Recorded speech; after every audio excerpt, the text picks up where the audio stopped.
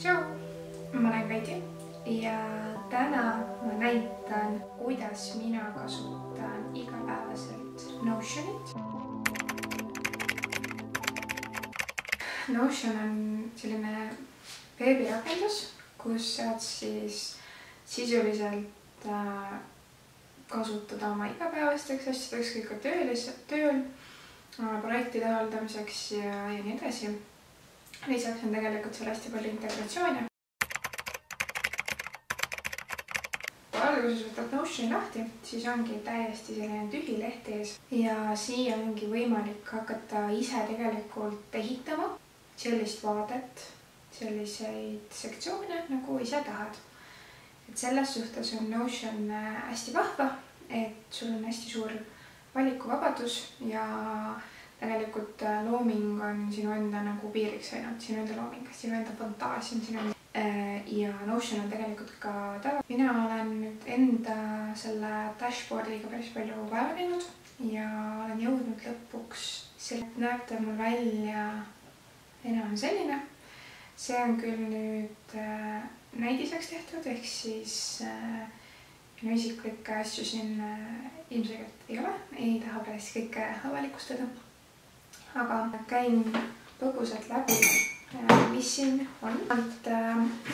Notionis on alati kaanefoto ja seda saad siis vastavalt oma soovidele tegelikult muuta. Siin on väga lihtsalt on olemas nupp, change cover ja saad siis kas olemasolevast galeriist valida pilte, mis siis Notionis on juba tegelikult olemas, valida ise, laadida oma pildi üles, lisada lingiga pilti või siis kasutada ka Unsplashi, mis on siis royalty free pildipank.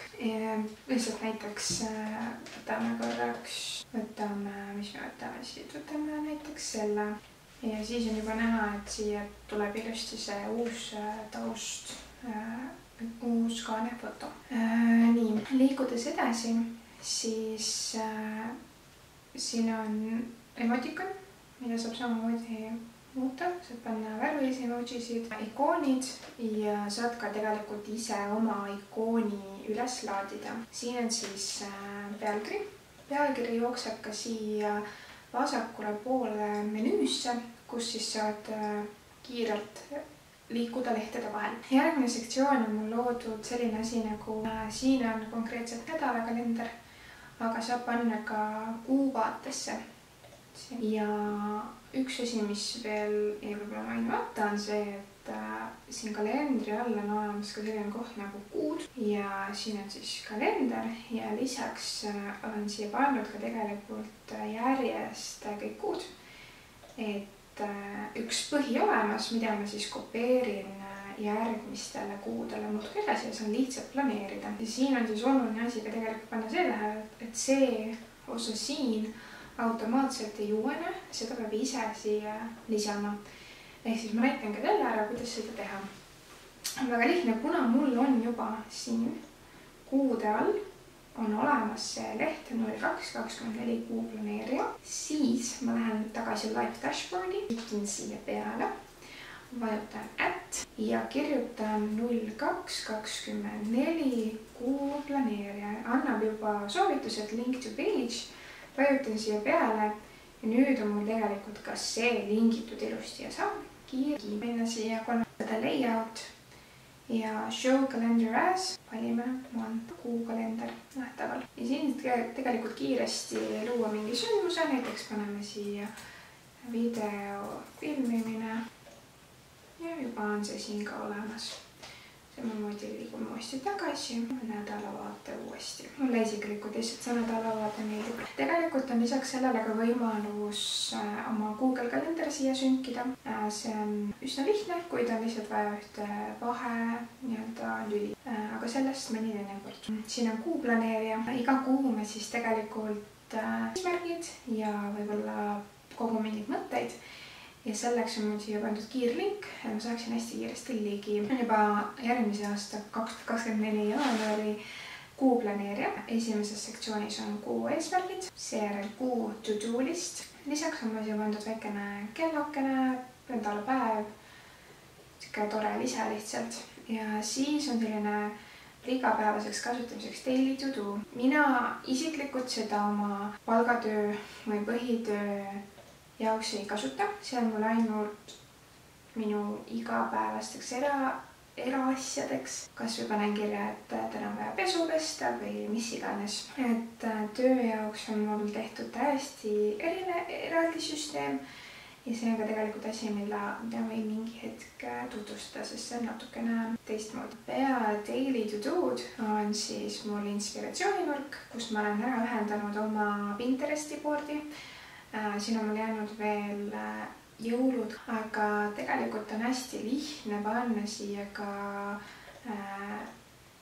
oma uut board'i. Ma tegelikult võiks mitte ka näidata. Selle jaoks eemaldame selle ära ja lähen kõrvalaknasse. Ütlen, et see on minu 2024 vision board. Võtan selle URL-i siit koopiasse, panen, pastin siia ja panen create embed. Ja nüüd tulebki ilusti minu Pinteresti board tegelikult juba siia. Ja ma saan siit kiirelt ligi, saan mingit inspiratsiooni koguda. Tegelikult siia kuu planeerijasse ma pigem hoian natukene selliseid konkreetsemad kuu eesmärke või kuu mood board'e, aga see konkreetne, mis ma siia praegu lisasin, oli 2024 aasta oma. Kõrvalvaates jällegi kalender ja minu kuu planeerija. Nüüd liikudes tagasi, liigun siit live dashboardi tagasi ja järgmine sektsioon on olulised lingid. Siia ma olen kõik kokku kogunud, mida mul on vaja nii-öelda teise aju jaoks. Ehk siis asjad, mida ma tahan, et mul oleks kuskil salvestatud, aga mida ma ei taha nagu otseselt meeles pidada, mida ma ei suuda meeles alati pidada. Ja esimene sellest on tegelikult raamatud. See on nagu lugemispäev põhimõtteliselt. Kindlasti kooli ajast paljudele tuttav, aga siia ma olen siis kogunud kõik teosed, mis ma olen siis lugenud, mõni huvitavam podcast, mida ma olen kuulanud ja mõni parem film, sari, mis iganes. Podcastide ja sarjade osas ma ei ole võib-olla nii hea olnud, et neid siia üles märkida, aga raamatud panen küll iga kord kindlasti kirja. Mis mulle siin väga meeldib on see, et saab staatuse järgi ka tegelikult selekteerida. Ehk siis praegu on mul pandud read to start, reading ja finished, aga kui ma tahan näha, mis raamatud ma reaalselt see aasta lugenud olen ja lõpetanud, siis on mul kohe siin tegelikult hästi hea ülevaade olemas ja siin all on ka näha, et 15 raamatut olen kokku lugenud sel aastal. Mis siis siin on see, et siin on pealkiri, staatus, hinnang iga raamatule, autor, žanr, millal loetud, väike kokkuvõte ka võib-olla mõnedest, mis rohkem meelde jäänud. Nüüd liikudes siit tagasi, siis monteerimise käigus selgus, et see on järgmiseks sellisel materjalide sektsioon. Kogun kokku kõik olulised asjad, et ma ei peaks neid meeles pidama. Näiteks koolitused, webinarid, siia panen siis märkmeid, linke, mida iganes. Samamoodi olen kogunud siia sünnipäevad, kingituste ideed, elukohaga seonduvad andmed, lisaks riidete jalanõu taha on endale lingid, samamoodi muud mingid huvitavad riidalingid ja midagi sellist. Siis järgmises sektsiooni, milleks on päevik. Ja see on siis lihtsalt oma emotsioonide tunnete väljakirjutamise. Ja siia on siis loonud ühe põhja, mida siis saab edaspidiselt duplikaate luua ja siis täita. Ehk siis lihtsalt sellist 3 võib-olla abistavat küsimust.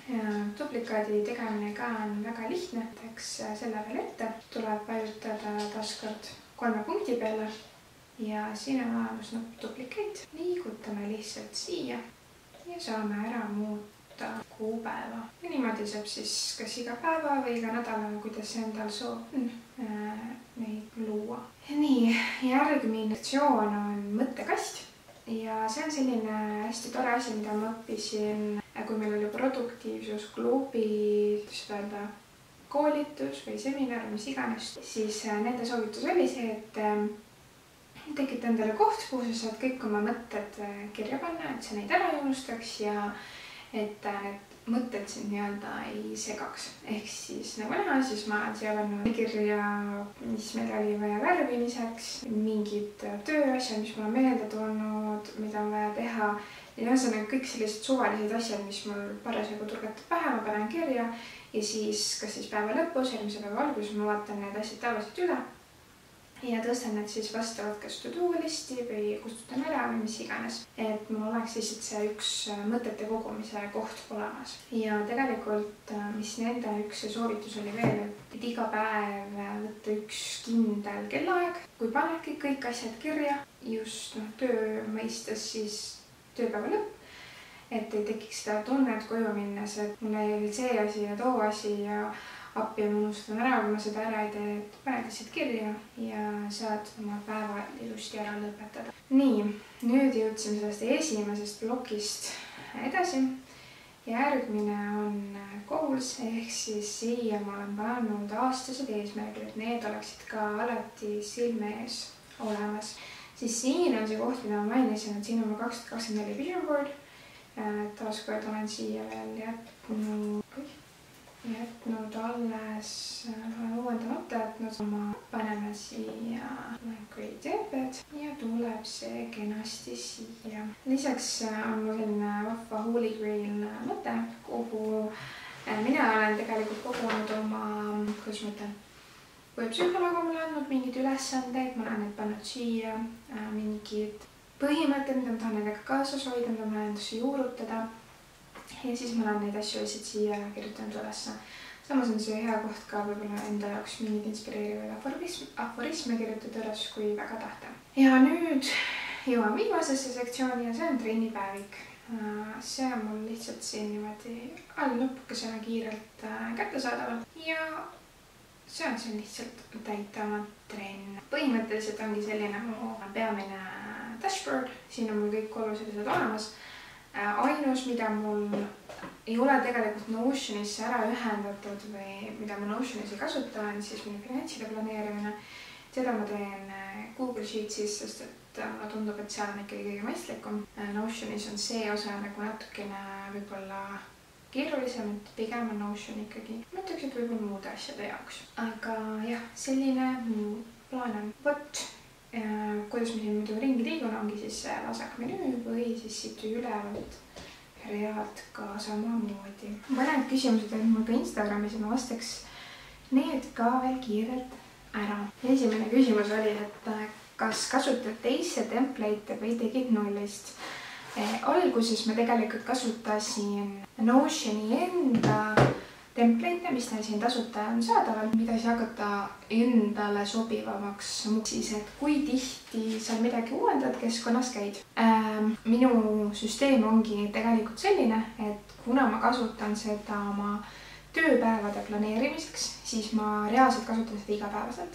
Lisaks märgin oma trenne sinna ülesse, et sellest on mul telefonis ka siuke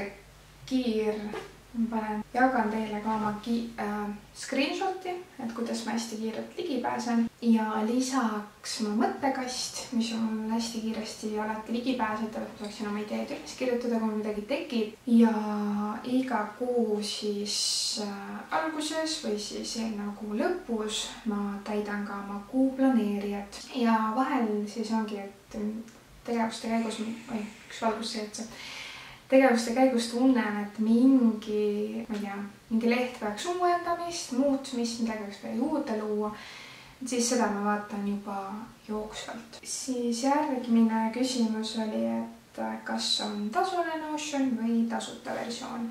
Mina kasutan täiesti tasuta versioon, on sellest piisanud. Kui tahta nagu suuremat mingit tiimihaldust seal teha või projektide haldust mitmete inimeste kaupa, siis kindlasti peaks ka tasulise poole juba vaatama.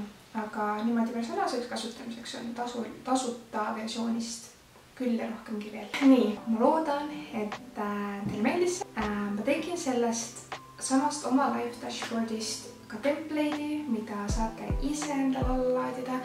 Ja kuna ma olen seda nii pikalt timminud ja valmistanud ja lihvinud, siis ma panin selle müüki, saate natukene toetada minu tegemist.